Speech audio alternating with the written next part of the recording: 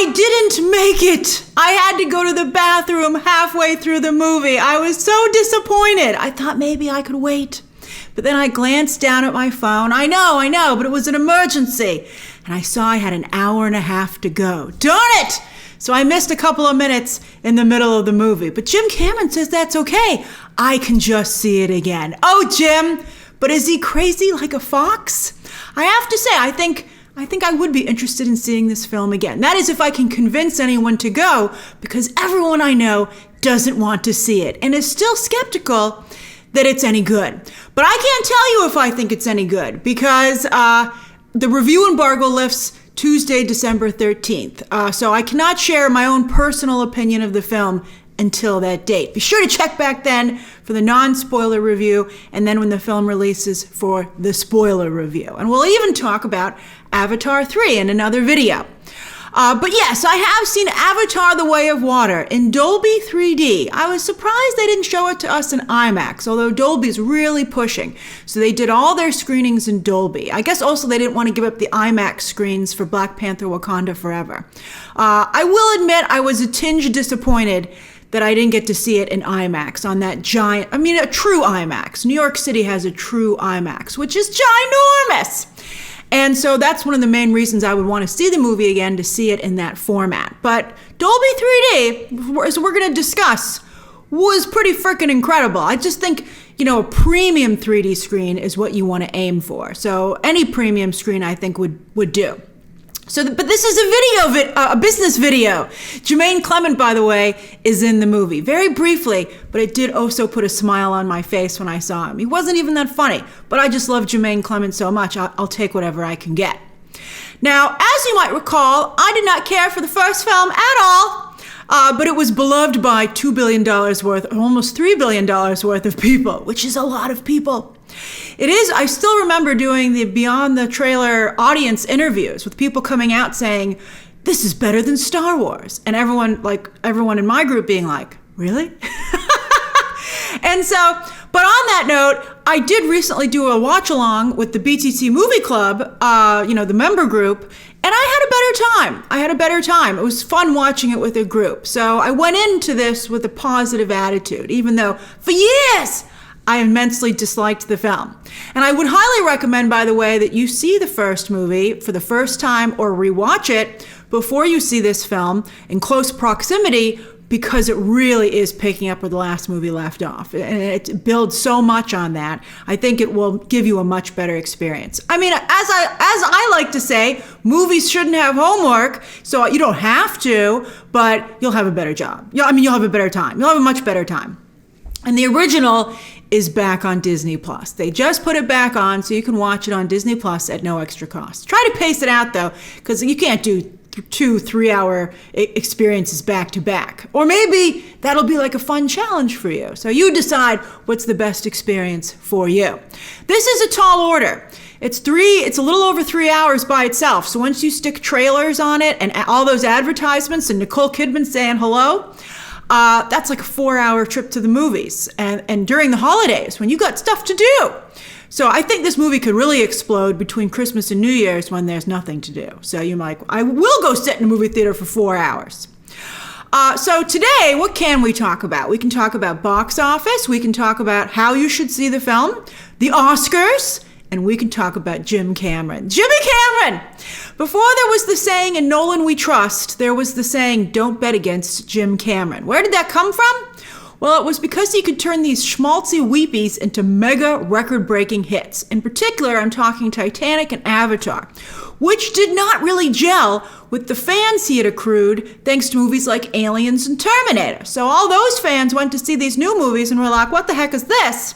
And then we're like, I can't believe how much money and how many awards those films just got. It was incredible. It just blew the other movies out of the water. And it left a lot of us scratching our heads. So that's where the saying came from, like, James Cameron just understands the general public. It's like really crazy. And I want to remind you of the saying that movies are the artwork of the masses. And I think James Cameron, honestly, particularly when I was watching this movie, and when I had this thought watching Titanic, he just really gets that better than any other filmmaker. And that's why I think his movies make so much money.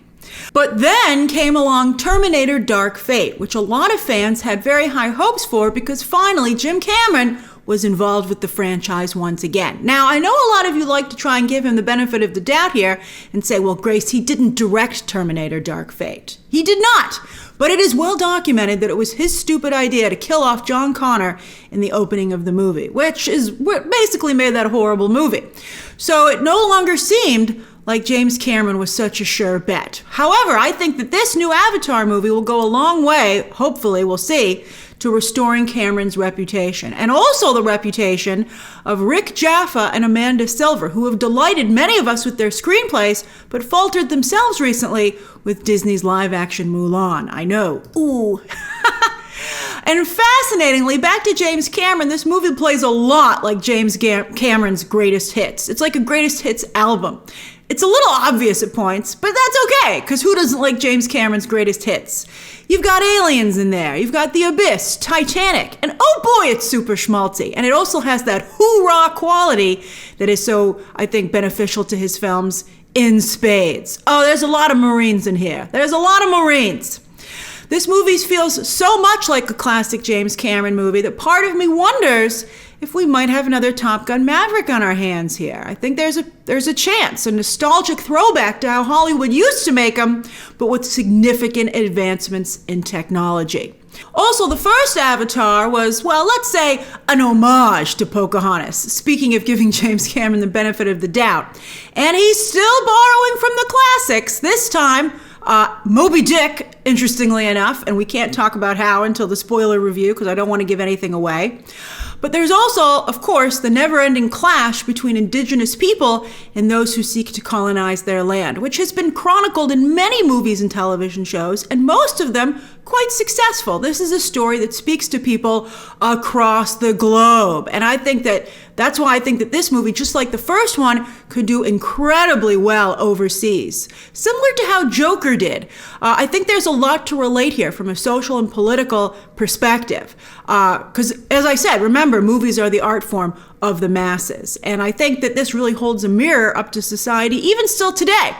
It's a story that doesn't go away because it's a situation that doesn't go away. So I think this could really, really do well overseas. But unlike the first Avatar, on the same note, there's an even greater focus on these clans in the movie being based on indigenous people, from Native Americans to Africans to Pacific Islanders. Which makes it a little weird that Kate Winslet walks in deciding to play one of them. You're like, isn't that Kate Winslet speaking broken English in an indigenous people kind of accent? I'm surprised she would do that. I'm surprised everybody on set wasn't like, yeah, I don't think we should have done this. I do think it was a good idea to cast Britton Dalton as one of Jake and Neytiri's sons, who is definitely this movie's Leonardo DiCaprio, even through the CGI. Far more charismatic than Sam Worthington ever was in the first film, and I suspect a big franchise will snap him up pretty quick. I think, I see Leonardo DiCaprio-style potential here from Titanic. Both actors, though, of course, are white, as is Stephen Lang, and this movie really focuses primarily on the three of them. So here's hoping in Avatar 3 they take an even more important step forward on this journey and have an actor of color become a lead as well. Zoe Saldana is sidelined a bit here. She's not a lead like she was in the first film. It's really focusing on fathers. I can't review the movie. It's focusing on fathers and sons, but Zoe Saldana is not a core character. Now, you might be typing right now, what does it matter with the ethnicity of the actor? Because they're all blue or seafoam green. Well, I'll tell you. Because of the advancements in the animation and the technology, you can really see the faces of the actor in the avatars more so than ever before, on the level of Sigourney Weaver in the first film. And these are very organic performances, and you're very aware of, let's say, the foundation of each avatar. So it does make a very big difference. And I wonder if James Cameron will get called out for it. I'm interested. I'm interested to see. And also if a diverse group of people will support the film. I thought that a lot of the diversity in Top Gun Maverick was, just lip service and was not authentic and real. And I think there's a similar situation with this movie. And so I think it would not be great for representation for these movies to continue to do so well with only sideline representation. It's a pattern that you wouldn't want to see for every movie going forward. We'll say it's a complex conversation. All right, so as for box office, also, I have to say, diverse audiences are standing up more for representation. So that's the only thing that could potentially hurt this movie. With those groups saying, we see through you, James Cameron, we're not going to go and see this movie multiple times. And I think that the not recasting T'Challa has had an effect on Black Panther: Wakanda Forever. So, I think that representation was, of course, quite important at first to these groups, but now they want more, understandably. They want the situation to improve even more so and evolve. And have even better representation. And so Hollywood, it'll be curious to see if they can still get away with the same things that they have in the past. Top Gun Maverick did. All right, as for box office, it's tough having these conversations, but I want to be honest with you. All right, as for box office, these days, nobody knows for sure what's going to happen, but I suspect this will clear $1 billion. Can it make over $2 billion like the first film? Can it come close to $2 billion? The other one made close to $3 billion. That's a tall order, but I don't know if it has to, quite frankly. In this marketplace, which is so difficult right now, I think clearing $1 billion is more than enough for Hollywood to be thrilled. I can see plenty of repeat viewing, unless some of these other things trip it up. But I think I can see a lot of repeat viewing, especially because you're going to have bathroom breaks, and you want to go back and see what you missed. Because it's a film that must be seen in 3D. You might be like, well, I'll wait to see what I missed at home.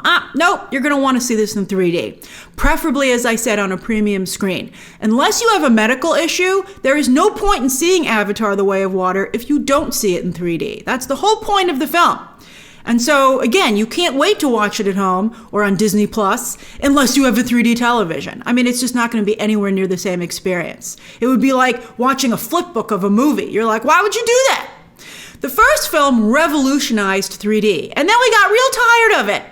But in this video, I will say, even though this isn't a review, because we're talking about technological advancements, box office, this movie revolutionizes 3D again. I couldn't believe it. I've never seen 3D this good. It was insane. Right from the beginning, I was like, holy cow, that's amazing. Wow, he did it. James Cameron actually did it. We all have been saying that for this movie to succeed, he'd have to have another technological slam dunk. And he does.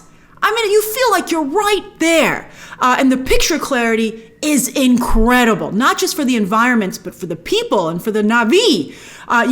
More than ever, I was like, I really believe there's a giant alien standing in front of me. It was incredible. The only thing that could make this a more immersive experience is if you were actually to put on an Oculus headset.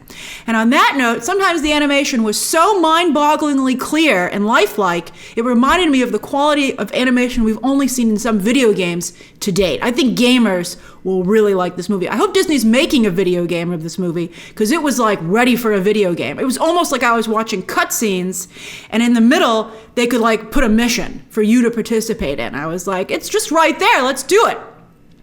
And also, if Hollywood is looking for a way to re-energize the superhero genre, which is finally showing a little bit of fatigue, here it is, baby! Secret Wars in this level of 3D, $3 billion, easy. In fact, I'm less interested in Secret Wars if it isn't in this level of 3D, because this is absolutely incredible. Once again, I feel like everything should be in 3D. I'm like, oh wow, what else can we use this on? Because this is incredible. The picture was still very bright, it was still very clear, and I didn't mind wearing the glasses for 3 hours.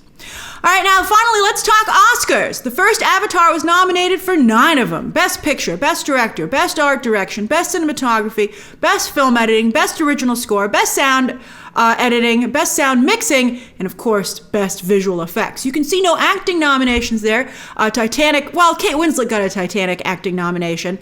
But I don't know if this one would get any acting nominations either, to be honest with you, largely because... well, we'll see. I don't think Sigourney Weaver totally hits, so she's the only person I could imagine getting a nomination.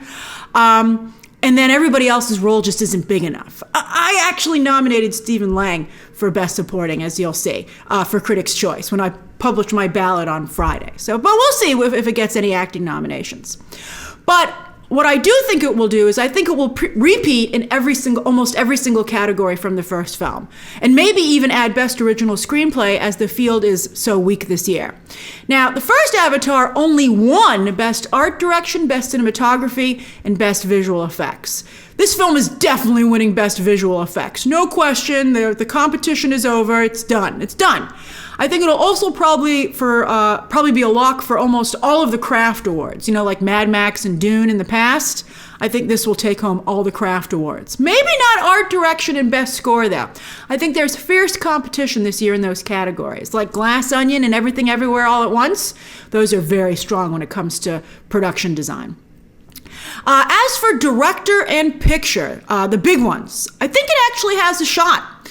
The first film, famously or infamously, depending what kind of movie fan you are, lost to The Hurt Locker and Cameron's ex-wife and former collaborator, Catherine Bigelow. One of the most watched Oscar telecasts of all time, by the way, thanks to Avatar having so many nominations. But again, considering how weak the field is this year and that James Cameron took over a decade to make this movie, and it actually shows, and I think maybe paid off, I can see voters being very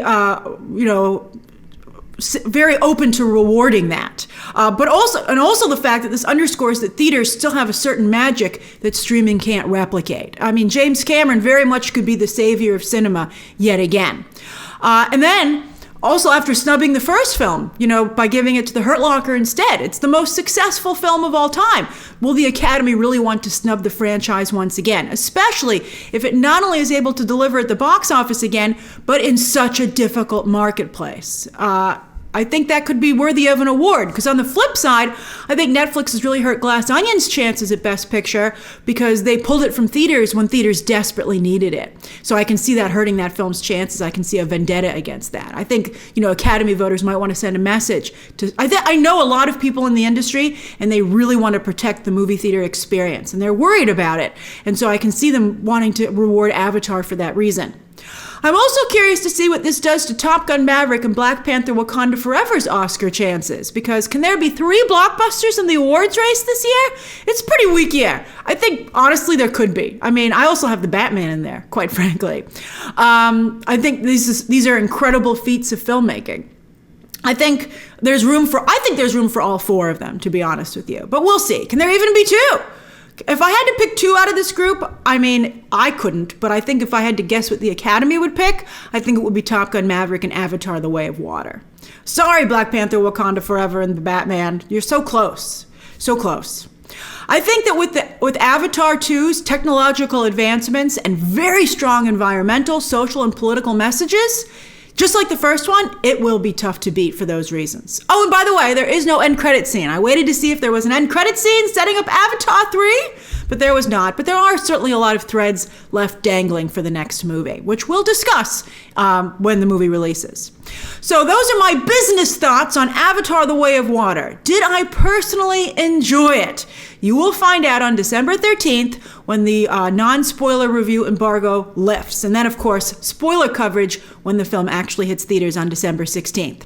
Share your thoughts down below, subscribe today, and of course, as always, you can check out some more videos right now.